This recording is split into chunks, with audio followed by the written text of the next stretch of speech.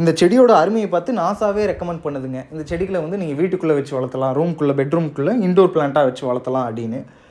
என்ன செடின்னு பார்த்தீங்கன்னா, இது வந்து ஸ்னேக் பிளான்ட்டுன்னு சொல்லிட்டு இதில் நிறைய வெரைட்டி இருக்குது. பட் யூஸ்வலாக எல்லா செடிகளும் எப்படி டே டைமில் வந்து கார்பன் டை ஆக்சைடு இழுத்துட்டு ஆக்சிஜன் வெளியே கொடுக்குது, நைட் டைமில் ஆக்சிஜன் இழுத்துட்டு கார்பன் டை ஆக்சைடு வெளியே கொடுக்குது இல்லைங்களா? அதுக்கு டோட்டலி ஆப்போசிட் இந்த பிளான்ட் எப்போவுமே கார்பன் டை ஆக்சைடு இழுத்துட்டு தான் ஆக்சிஜன் வெளியே கொடுக்கும். ஸோ அதனால் நீங்கள் வந்து வீட்டுக்குள்ளே வச்சு வளர்த்தும் போது வீட்டுக்குள்ளே ஆக்சிஜன் லெவல் இன்க்ரீஸ் ஆகும். அது மட்டும் இல்லாமல் வீட்டுக்குள்ளே இருக்க நச்சுத்தன்மை வாய்ந்த காற்றுக்களை வந்து இது வந்து ஃபில்டர் பண்ணுது அப்படின்னு சொல்லிட்டு நாசா வந்து ஆராய்ச்சி மூலயமா கண்டுபிடிச்சிருக்காங்க. அதனால தான் இந்த செடிகளை வந்து சஜஸ்ட் பண்ணுறாங்க. நீங்கள் பெஸ்ட்டு இன்டோர் பிளான்ட்டாக நீங்கள் இந்த செடிகளை வீட்டுக்குள்ளேயே வச்சு வளர்த்தலாம், எந்த ஒரு பாதிப்பும் வராது அப்படிங்கிற மாதிரி சொல்லியிருந்தாங்க. இதுக்கு வந்து பெரிய சன்லைட் அந்த மாதிரியும் தேவைப்படாது.